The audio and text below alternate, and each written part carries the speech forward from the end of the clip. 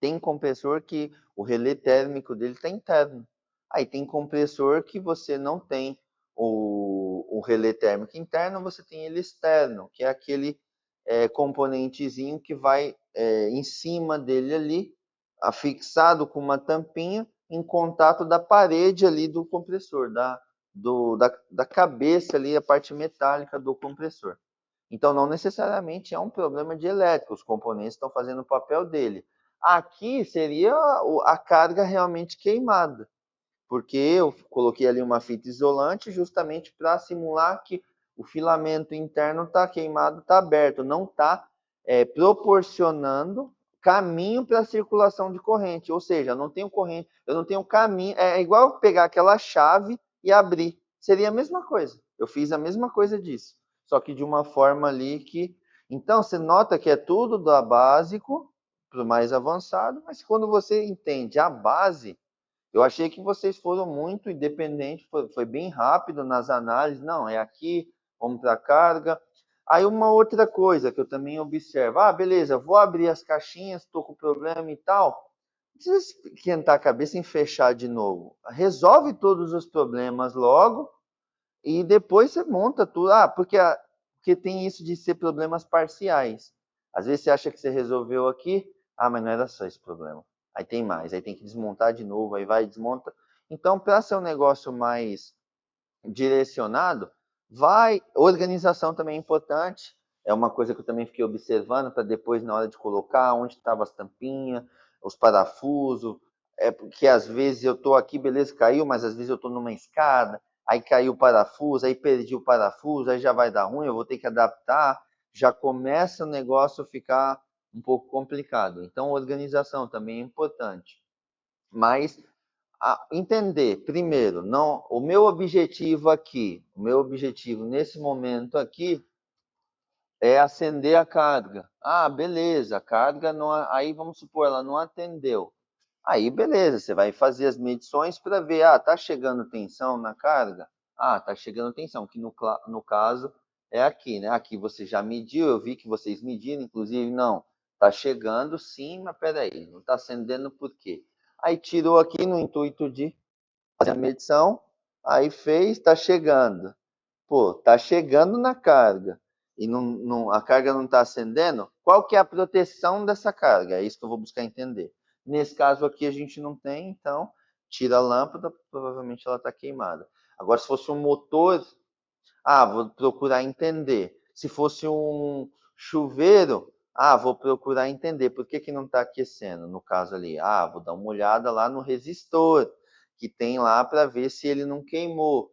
Geralmente, quando queima, a gente é perceptível isso na hora que você tira lá. Alguém aqui já teve a oportunidade de trocar a resistência de um chuveiro?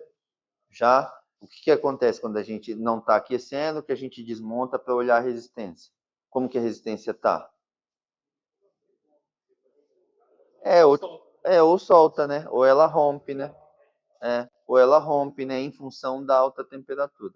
Ela rompe.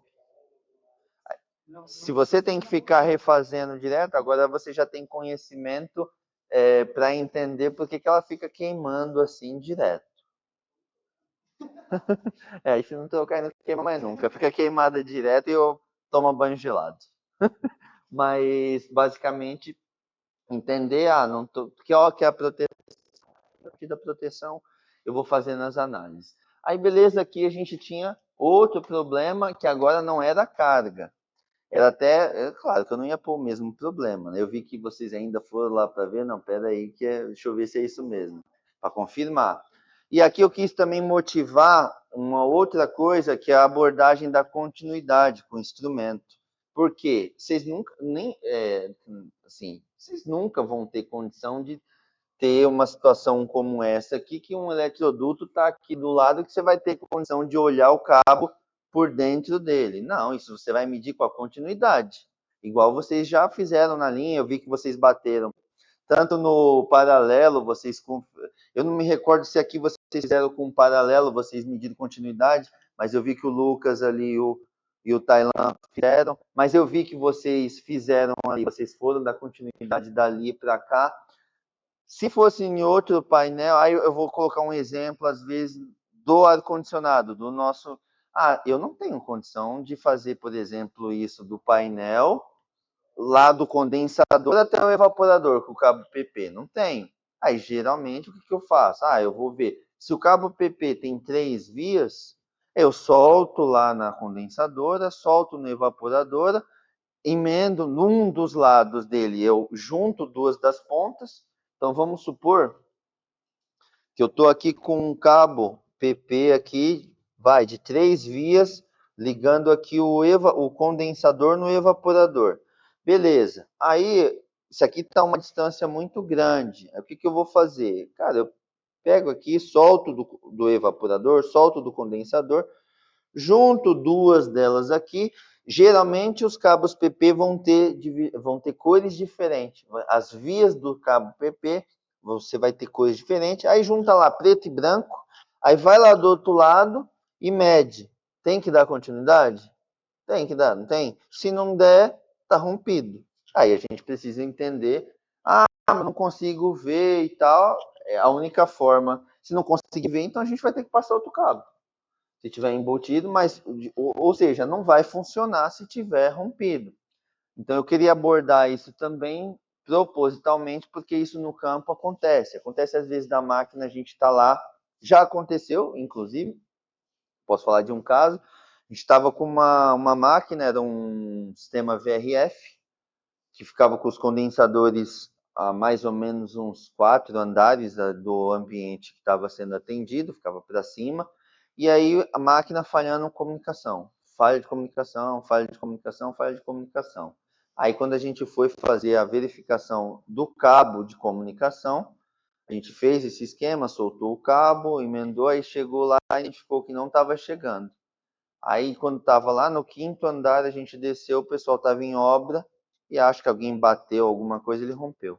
Aí, por isso que estava dando problema e a gente corrigiu, mas foi utilizado justamente a continuidade para identificar.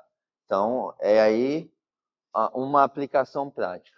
E, por último, ali, o quarto problema, que a gente já juntou todo mundo. O que acontece? Na parte aqui desse motor, então, a gente tem uma bomba de vácuo, tem um motor elétrico, bomba uma coisa, motor outra, eles estão acoplados e eles compõem um conjunto ali. E aí, o que acontece? Aqui, você tem um motor monofásico, né? E aí ele funciona com 2 níveis de tensão, 127 e 220. Ele, na sua normalidade, geralmente está fechado para 220, porque é a tensão que a gente encontra em tudo que é ponto que a gente vai. E aí, só que o que eu fiz? Eu fiz um fechamento 127 para justamente, como a gente viu, com uma tensão menor, a corrente é maior. Se a gente fizesse essa no chuveiro, ó, vamos fazer uma analogia com o chuveiro. A gente trabalha geralmente com as duas fases no chuveiro, porque se a gente trabalhasse com 127 volts, a corrente seria maior. Para a mesma resistência que tem lá, a corrente seria maior. Então, por isso que trabalhou-se com uma corrente, agora com uma tensão maior, a tendência da corrente é diminuir, isso mantendo a mesma resistência, tá? Então, a analogia aqui não difere muito. Então, para uma corrente, para uma tensão maior, a corrente fica menor. Quando a gente vai para o campo, isso é verdade. A gente pega lá, por exemplo, um sistema que é 380.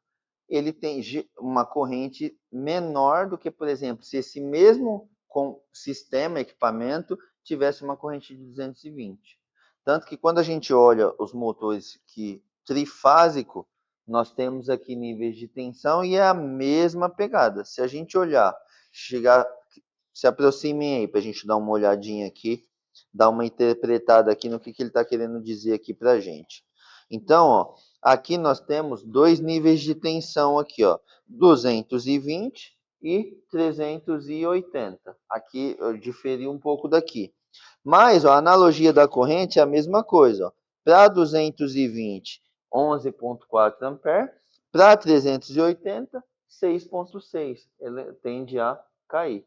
Então, esse cara aqui, ele funciona com dois níveis de tensão, assim como esse, só que aqui os níveis de tensão são diferentes. E aqui a gente está lidando com um motor de 3 fases, ou seja, trifásico. Aqui a gente está lidando com um motor monofásico, beleza? Depois a gente vai ver a diferença, não é o foco a gente falar sobre isso hoje. Mas só para vocês entenderem. Então, como eu diminuí a corrente, a ideia, eu diminuí a tensão, a ideia é que a corrente subisse propositalmente. E apesar de ali ser um ponto que a gente utilizou, aquele ponto, como o Lucas mesmo comentou, é uma tomada de uso geral. Geralmente essas cargas que consomem mais de 10 amperes, a gente utiliza um ponto de uso específico, que foi aquilo que a gente dimensionou ali e calculou ali mais cedo. Ou seja, tanto por capacidade de condução do condutor ou por queda de tensão. Então, é com base nisso. E aí, outra coisa, se eu tiver. Aí, para que a gente fez isso? Só para justamente ter uma corrente maior, propositalmente, no intuito de desarmar o disjuntor ali. Só que você vê que ele demora um tempo, ele não é instantâneo. Só que aí, por coincidência, por isso que eu usei essa, aqui também tem um disjuntor motor, que está com um ajuste mais baixo do que, por exemplo, aquele disjuntor. Então, já matou dois pontos aqui, tanto a parte da corrente e a parte de um problema externo. O problema não estava na instalação elétrica.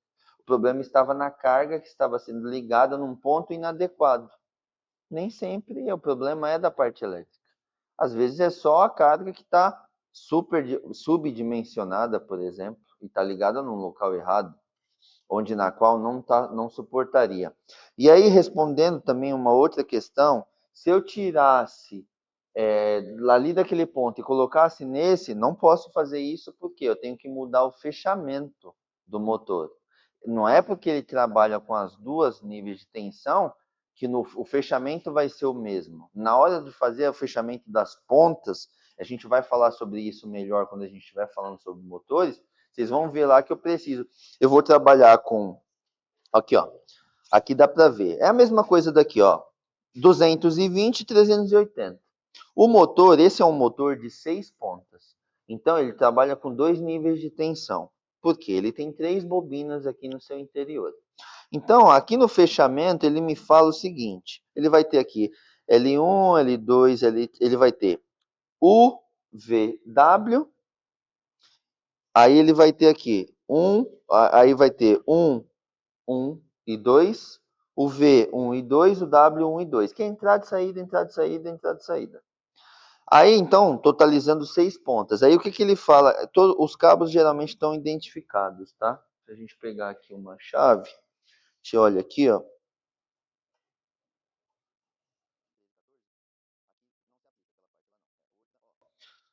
Esse cara aqui, um motor novinho, ó, bem identificado, ó.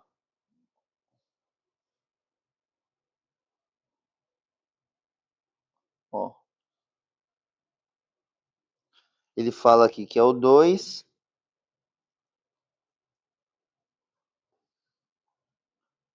E aqui, deixa eu ver. 3, 5.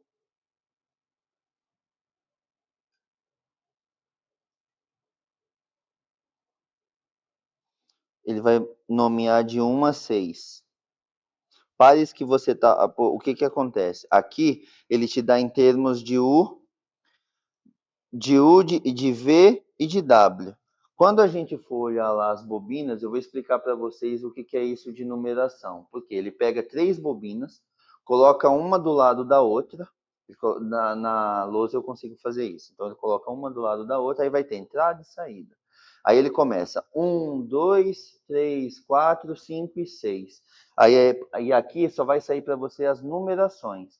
Aí você vai fazendo justamente de acordo. Aí quando você olha aqui, ó, você entende que o 1 representa entrada, o 2 saída. Então, independente, UVW, aí tem 1, 2, 3, e aí aqui é a mesma coisa, UVW, mas aí aqui é 2. Então aqui é U1 na entrada, V1, W1. E nas saídas vai ser U2, V2 e W2. E aí depois eu vou só unir essas pontas. Fazendo o desenho na lousa fica mais fácil de compreender. Aí depois que eu acho quem é quem aqui, falando do U, quem é o... Falando de número, o U1 é quem? É o 1. O U2 é quem? É o 2. Aí depois eu faço justamente essa identificação e ligo igual está dizendo aqui. Aí, por exemplo, para ligar o 220, o que, que ele fala para eu fazer?